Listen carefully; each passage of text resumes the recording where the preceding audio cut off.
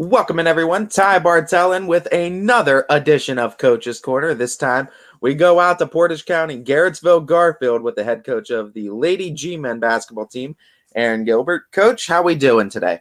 Great. How you doing? I'm not doing too bad. I'm curious on how you guys are doing. You guys introduced yourselves to the MVAC, to a lot of us here in the YSN coverage map as well, too, and what your style of basketball was like last year. Very successful a year ago. I know you guys lost some seniors, some familiar faces from years past, but what are some familiar faces you're bringing back this year, and what are some new names we're going to have to get used to out there in the G-Men community?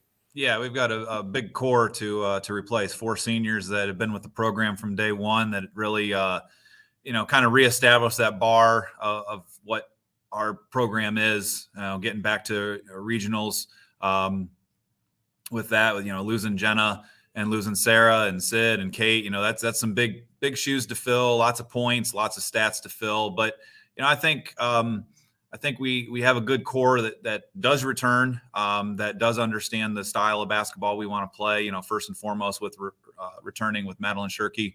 Shirkey was a starter last year, who, this year we're just going to need her to do a little bit more. Last year she was able to kind of play off of Jenna a little bit and do some things. Now we're going to need her to step up rebounding game and even scoring game a little bit.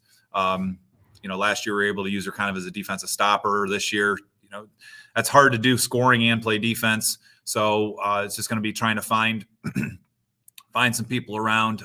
Nora Trent, another senior that comes back, saw some minutes last year, in more of a role and probably just needs to do the same, assume that same role that she did last year, which will help us out. And then another little guard that came in off the bench, Maggie Fogel, another senior.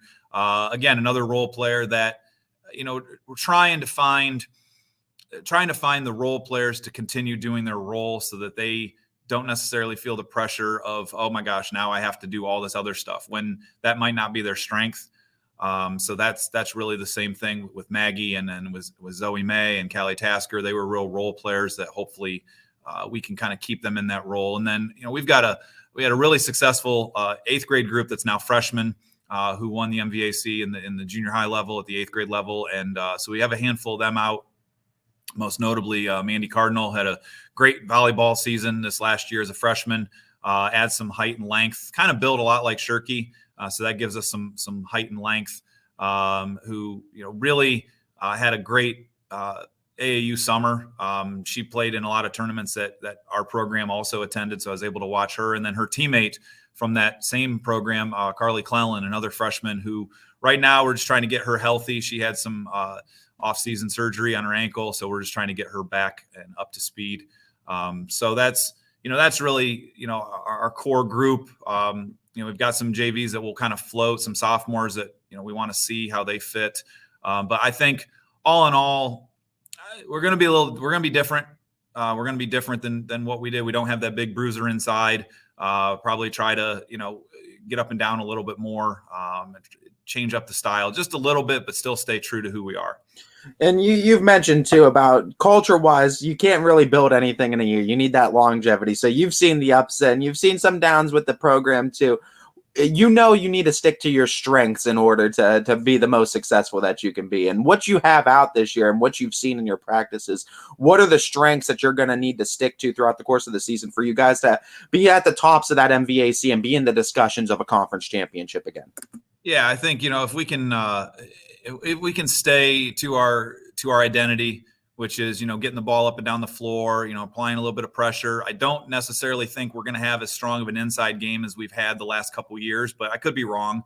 I just think we're able to run a little more this year than last year, which kind of sounds funny because I thought we ran quite a bit last year, but I do think we can look to get out and go. I think we've got some length. I think we've got some athleticism. We've got with the addition, with Laura coming over, that really kind of opens up things of what we're still able to do. She's able to play at a high tempo, and just right now with us, even in scrimmages, practices, right now it's just building the chemistry. The thing about that group that graduated, they played together for years.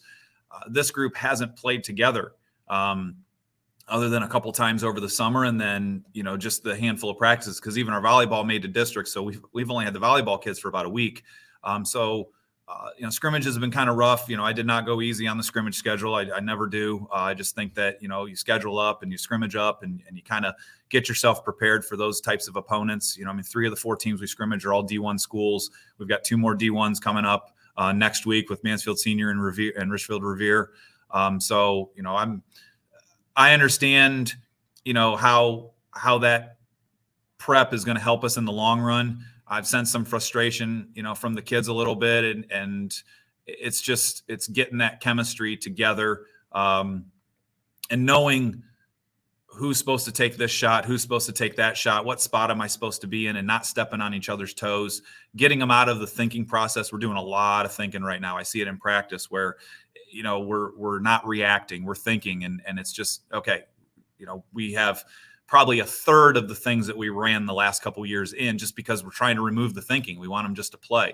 That other group had been, you know, you're looking at 3 girls that were 4-year starters basically. And now you've got, you know, Shirky's a 3-year starter, and that's it. You know, everybody else has been role players and floated even. And so, but I like this group. Not that I didn't like any other group, but I like this group. I like their work ethic. I like their attitudes. And it's just that chemistry. That's the biggest thing that we're trying to build right now, working up to November 19th. And you talked about Madeline Shirky being that returner, and it's a player I do want to highlight a little bit because I got a chance to see her a lot throughout the volleyball season, 1,500 plus assists there, and she's an absolute menace on the hardwood there. Not even her first sport either, according to her family and various sources either. So how much, or how beneficial, I should say, is it going to be to have her at that at least centerpiece where everyone else is trying to find their role and find where they fit into the team, to know you kind of have that point guard where you know that ball, it can get dished through Madeline too, and you can kind of put a check mark there and know that that's going to be okay. Yeah, I really saw last year. I really saw that emergence as a leader, where we were a different team when she was on the floor and off the floor. I saw that leadership role. I saw the girls look to her, because even though we had the players last year, we had a lot of quiet personalities, and you know, you may assume Jenna was the leader, you may assume Sarah was the leader, and they led in their own ways. But Shirky was a little bit more of the vocal leader. She was a little bit more of the when things happened, her energy kind of sparked people. And you know, we joked for the last 2 years, you know, our energy bugs had been, you know, her and Kate Lutz. I mean, those two were our energy bugs that no matter when we put them in, our energy level, you know, went way high. And, you know, we still have one of those energy plugs right now. And Shirky's doing a good job of, you know, talking things through and asking questions. And again, you know, we're asking a little bit more out of her this year. And it's just like, you know, last year you were a little hesitant on this year. I need to do it. Like last year, you might kind of look to pass that shot up. No, take that shot this year. But you know, her length and her athleticism, I think is a huge asset, that she just gets it. And she runs the floor really well. She, you know, we've put her at the point, we've put her at the 4. You know, we can put her at a lot of different places, and doing that allows other people to kind of play their natural role. It allows Mandy to kind of grow a little bit as the year goes on, and allow Carly to grow a little bit this year, allows Laura to be a little bit more comfortable this year. So it's just trying to get, you know, having her is huge. Like, I can't underestimate how we didn't have her at practice yesterday because she was playing in an all-star game, and our practice was totally different just with her not being there. Like, you could just tell she's an important piece to this whole puzzle. And you look at you talked about the efforts of making these kids more reactionary rather than thinking about it too. And with a lot of younger players fighting for starting spots too, I'm sure there's a lot of competition in practice too. So in saying that, I've been kind of asking this question throughout a lot of coaching staffs, and I'm going to ask it of you as well.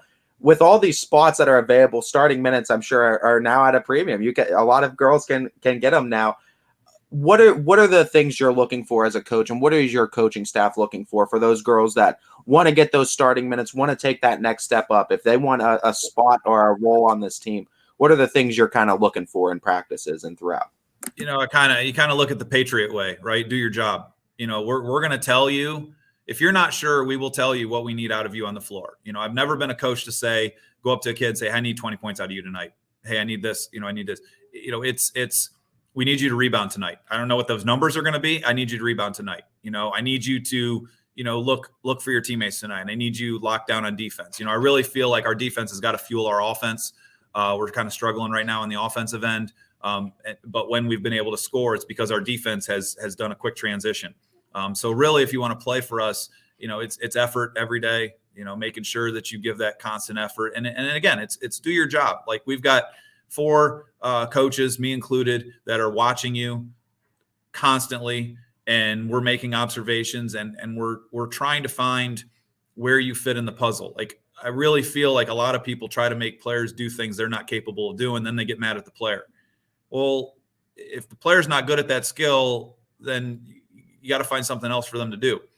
Like, I've got a 5'3" guard. I'm not going to tell her, you need to go get 10 rebounds a night. Like, my God, like, really? Like, it's not going to happen unless she's just like a freak athlete. But if I tell her, hey, when you're in, your shot, take that shot. Like, if you're open, take that shot. If you're on defensively, I need you to lock your girl up. That's what I need out of those players. So, it's when your opportunity comes, make the most of it. But most importantly, do your job. Don't try to step on somebody else's toes by becoming a scorer if we don't need you to be a scorer. Like, your job might just be to play defense and get rebounds. Then that's what you got to do. The scoring could just happen because people are doubling up here, doubling up there. I think that's one of the things that with Shirk, going back to Shirky, her scoring happened because people doubled up on Jenna. So you're going to leave Madeline open, and she's a fully capable scorer. Going back to last year, same with Kate, same with Sid. If you're going to double up on Sarah, those two are very capable of scoring some points. So just when your opportunity is there, make the most of it. And most importantly, do your job. If you don't know what your job is, ask us. We'll tell you what your job is. We'll tell you what we need out of you on the floor. You mentioned the schedule that you guys have in the scrimmage and I look at your schedule again too, and it's already great. I know you had to pick up 1 too because of the unfortunate Jackson Milton season coming to an end early this year, but the non-conference schedule opening up with Bristol too, some really good non-conference games on top of the fact that you got a really good MVAC slate. You talked about scheduling up. I'm sure you give this one an A too, but just to kind of go a little bit in depth, what do you think these non-conference games, what are you looking to specifically challenge these girls in these non-conference games before the tournament? I think that, like with the football playoffs, I think your schedule shows your character as you go deeper into the playoffs. I think our schedule last year goes deeper. It shows us how we scheduled up and how we go deeper into, tournament realm, getting beat by West Branch 30 points, first game of the year. That's that reality check. Walt comes up afterwards. He goes, you guys are going to be fine. You're going to be fine. Okay. You just beat us by 30. I don't really think we're going to be fine. But then we end up 19-7 and get to regional semis. So it did end up being okay. But I think, put yourselves in a situation, you don't want to be scheduling people you're going to get beat by 30 and 40 every night. But you want to schedule against people that you're competing with. I looked at our 7 losses last year, and 6 of them were in regionals. 6 of those 7 losses, Liberty and West Branch and Fort Fry. And those teams, those are regional teams, so you're not losing to slouches. You're not losing to people who are going 500 or, 2-20. So, I know Fish didn't do me any favors going over to South Range and putting me against Mooney and Nordonia, but, it's like, but at the same time, it's non-conference. It's middle of the year for us. That tournament was our turning point. We were 2-5. We just got beat by Fort Fry on a last-second 3-pointer. We're 2-5. We turn around the next night, beat Nordonia by 20, and go 16-2 the rest of the way. So, I think that can help us. You talked about losing the Jackson Milton game because of numbers. Then we turn around and pick up Springfield, who's 21-5 and have pretty much their whole team back. So. There's a good quality test. I think halfway through January, I think is when we picked them up. So that's a test in there. So yeah, you want to play people that are going to get you ready to go where you want to go. 2 of the years that we made it to regional finals, our only Division III losses were in the regional finals. So you want to test the waters. You obviously don't want to beat yourself up so much that you can't compete in the league. And with our league, you've got to put some wins in somewhere. And it is going to be, when you go, champion, Liberty, back to back, and then you throw Crestview in this year, which I truly think they're one of those teams that is going to be underappreciated this year. And I think they can kind of sneak up on a lot of people. You already know what Liberty's got back. You already know what you're going to get out of a champion squad. Brookfield with Sophia, you know what you're going to get out of them. Falls returns every player. It's you got to find some wins, but you want to build to get those wins by playing these other teams. And, Bristol's basically my whole old junior high staff. So they know everything we're going to do. Randy's got our whole playbook. He knows what we're going to do. He's going to sprinkle in his own stuff. So that's a good one to start off with because they're in a little bit of a rebuild after losing, just like us, a very talented senior class. You talk about that, Coach, but I mean, it's one of those cases. You teach them everything they know. You don't teach them everything you know, right? Yeah, I don't give the whole playbook. I've got some stuff. It's like I've got some former players coming back for that game, and I'm like, you're not going to necessarily recognize everything we're doing because I've changed things over the year. And this year we can't do everything we did last year. So, we got some wrinkles in there. We got some different things that we're going to do. We have to be successful. We got to adapt. I can't dig my heels in the ground. So this is the only thing we're going to run. I got to change it up to fit our kids. And my job is to put us in the best situation to win, and be able to compete in all 22 plus games. Just how every season teams are different. You got to adjust and play with the team you got. Sometimes, coaching staffs change. Sometimes they stay the same for years, but I like to still meet the coaching staffs year in and year out. So who do you have helping you out on the Garfield staff this year? And who are some other big names in the program that you'd like to shout out? I've got, thankfully we do have the same staff coming back. Madison Hartong's going to have the JV again. My right hand, my person who probably knows me the best on the team, Taylor Smith, is back. She played for me on my very first team here. And she's been coaching with us now for quite a while and kind of does all the behind the scenes stuff with the kids and with the program. And then Andy Cardinal is still with us, which will be a little different having a dad on the bench. I'm not used to that. I played for my dad, so I know how that goes. But, having a dad on the bench, I think he's kind of feeling out the waters too with that. And then junior high level, we actually have two former Garfield kids that are down there. I've got Zach Smith, who played on the boys squad a couple years ago. He's going to coach our 8th grade squad. And then McKenna Lawrence, who played for me, her and her sister Emma are going to help out at the 7th grade level. So it's kind of nice to keep the Garfield family intact, especially with those younger kids, to get them to, see what it takes. And the nice thing with like McKenna and the nice thing with Taylor is they know what's expected in the program. They know what we're about. They know what the end game is.